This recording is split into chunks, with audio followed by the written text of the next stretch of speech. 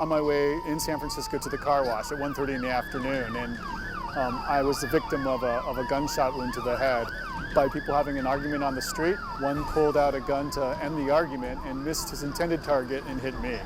They decided that they're taking me to San Francisco General.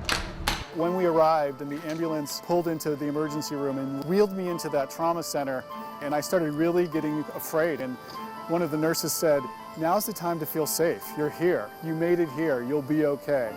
Many people don't realize the importance of having a trauma center until you actually need it.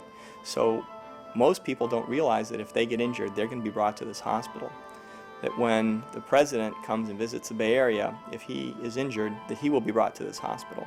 In order to run a level 1 trauma center, you need to have an organized team that's in place so that when you get injured and you come here within 15 to 20 minutes, somebody is there to save your life. At any time, we're ready to provide the highest level of care because the doctors are ready, the nurses are ready, the technicians, the respiratory therapists, the ICU, the operating room, all these things stand ready to care for you 24/7 if you're hurt. The bullet was still in my head. After 4 hours of surgery, removed the bullet, reconstructed my face, and put me on the trauma floor. Oftentimes trauma can be very severe, and if people aren't taken care of in a very rapid fashion, in an organized fashion, with the proper team, you can die. They would be lucky to end up here to get the kind of care that I received that saved my life and allowed me to walk out the door. Trauma, believe it or not, is the leading cause of death between the ages of 1 and 45. Most people aren't aware of that.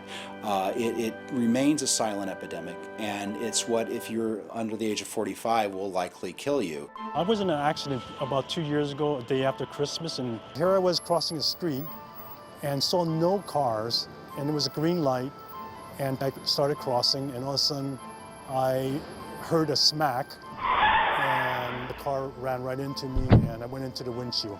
I ended up at General Hospital, and thank goodness I was here because they have the best neurosurgeons in anywhere in California.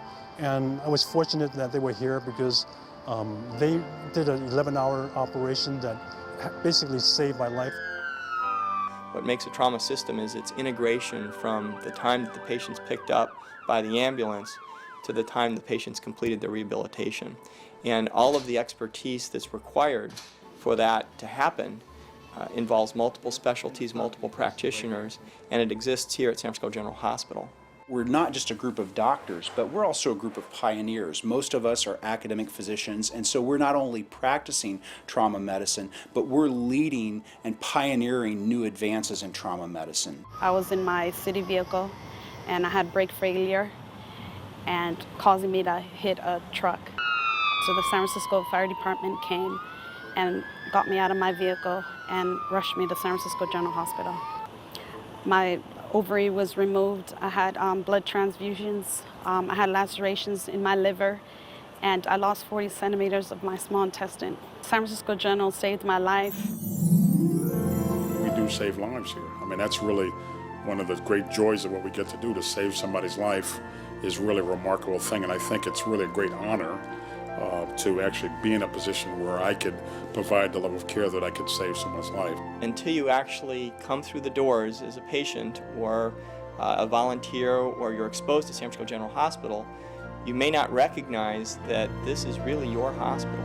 We do have a team here that cares about patients, that care about people, we care about each other, we care about all of San Francisco, and it shows.